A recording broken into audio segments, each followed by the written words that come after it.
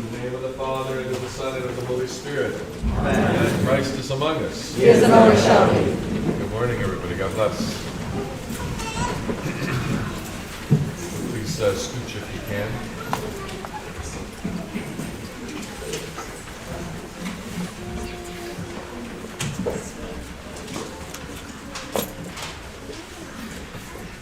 This week was a little hectic in our diocese. Hopefully you saw the request for prayers, but we discovered on Tuesday that our Archbishop, His Eminence Archbishop Nathaniel, was in the hospital, and the doctors wanted to do open heart surgery on him, which they did on Thursday. Triple bypass open heart surgery. So very, very serious thing. Many of you came out on Wednesday night. I appreciate that, or kept him in your prayers at home and remembered him. And thank God it looks like everything went very well. I have a good feeling that it went well because I saw that Bishop Andre began his journey out towards the west, because tomorrow the clergy of the diocese were scheduled and are going to, God helping, meet for our clergy conference. And this was, to think that we would all come together while our Archbishop was in a very bad state was not a very good feeling. But I hear all good things so far, so by your prayers, and keep up your prayers, please, for His Eminence Archbishop Nathaniel.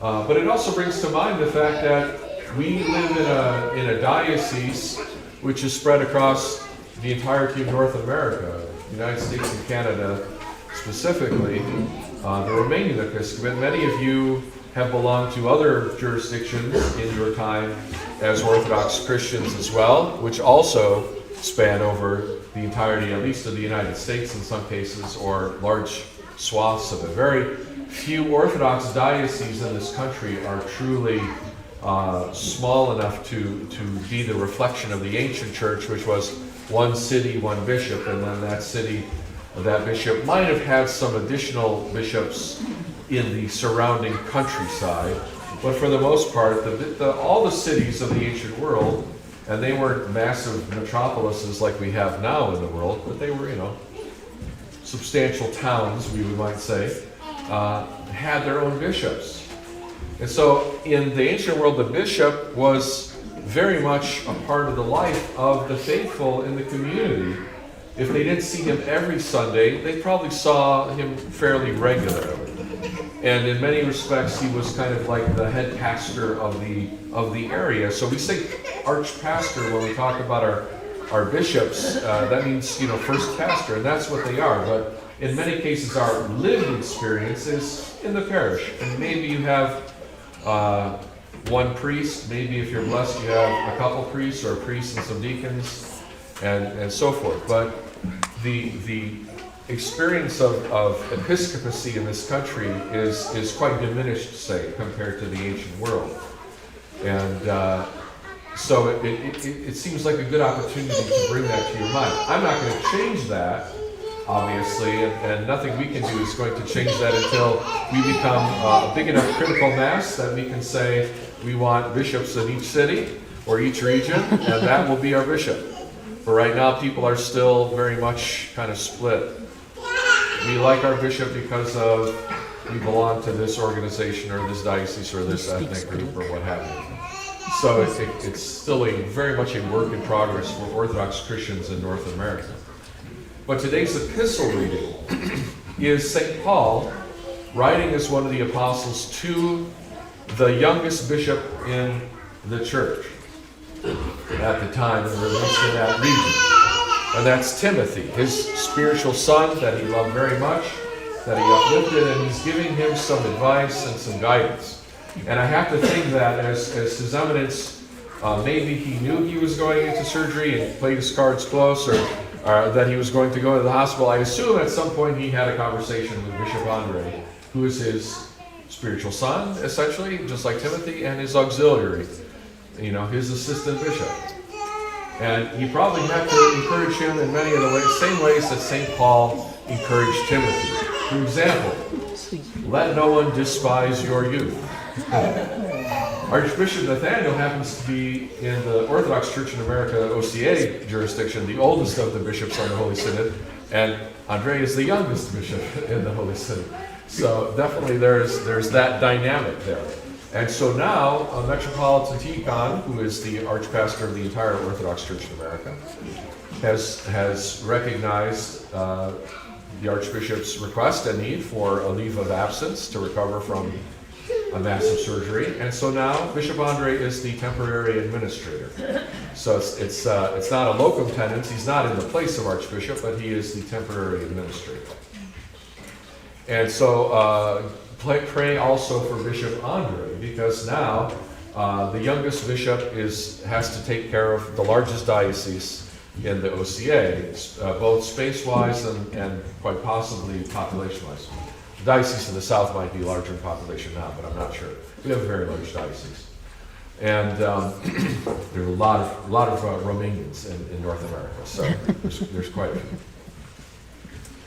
And Bishop Andre, as the youngest bishop, no doubt, is going to feel very quickly the push from people, even people like me who are older than him and remember when he was a camper, or a camp counselor and so forth, a young man. We have to honor and respect the office. But when St. Paul says, let no one despise your youth, I saw one translation that shall not be named, the Haran translation. It said, let no one look down on you because you're young, was one way of putting it. But also said it was like demand. The idea of demand that they show you respect or something. I'm like, that's not actually how it works, right? Has anyone ever demanded respect and that worked for you? Anybody? You will respect me. Parents try that with their kids and you see how far that gets real quick, right? St. Paul says to him, these things command and teach. But to command respect is different than to demand respect. It's very similar sounding, but it's different. When you command respect, you don't have to say it. You have earned it, right? You, by your presence, by your dignity, by your maturity, by your wisdom, by your experience, by your leadership capabilities, you command respect, right? You don't have to say it. As in the words of Tyrion Lannister, a king who has to say, I'm the king, is no king, right? And so whenever people say, you should respect me, be very wary what they're up to, because you shouldn't have to ask. So St. Paul is saying, let no one despise your youth, let no one disrespect you for your youth. But how? Not because you're entitled to it because you're a young person. Not because ageism is bad. Not because you should just be, you should be more understanding and therefore accept me and for who I am. All these, kind of things. All the reasons why when we're young we get mad at our parents because they don't give us the respect that we think we deserve, because we don't. We haven't earned that respect, right? And I've told my kids, I would love to be able to give you all the respect in the world, but you do have to earn it. You do have to demonstrate some maturity and some wisdom and some experience. Right? You don't just get the freedoms and I don't just give you the car keys and I don't just leave you at home for the weekend without some sense that that's not going to blow up in my face, right? And I had to do the same thing when I was a kid, right? And first time my dad gave me the keys to the car, I did exactly what he told me forever not to do and got into a car accident very quickly. And, so I know the game. I've been the player. So St. Timothy also is in this position of being given the keys to a car, a very big car with a lot of risk.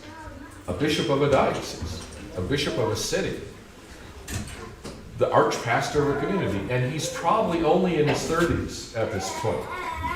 When St. Paul first mentions him, I think in 1 Corinthians, that's about 10 to 15 years between that epistle and this epistle to Timothy, now that he's come through the ranks and grown up and become a clergyman. and received the laying on hands, the ordination into priesthood. And now he's being made a bishop.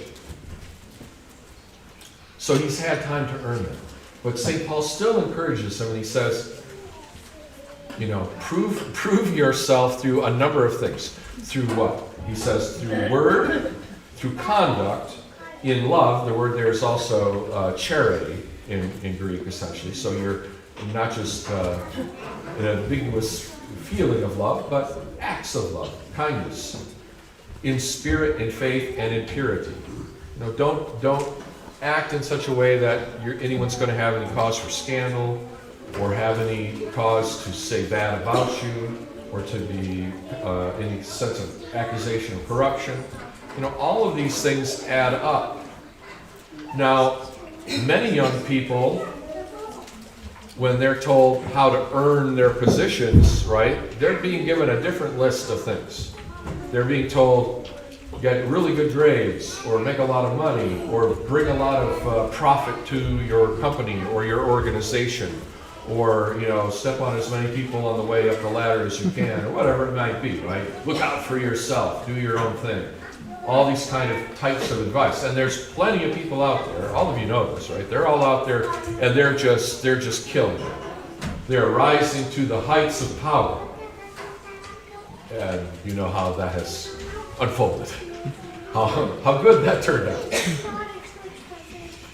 But there's not too many people competing for purity, or faith, or charity, or love, spirit, word, good conduct, right? What if we taught our young people to make this their list of things that they want to work on, to get respect in this world, and to grow better, and to rise higher in the esteem of God, and not just men and women? So brothers and sisters, there's a lot that we can learn from our bishops, because they live lives just like us. They have to go through the same turmoil. In fact, as St. Paul says, they suffer labor and reproach. They have a very hard calling. They say, if you have a good voice, they make you a deacon.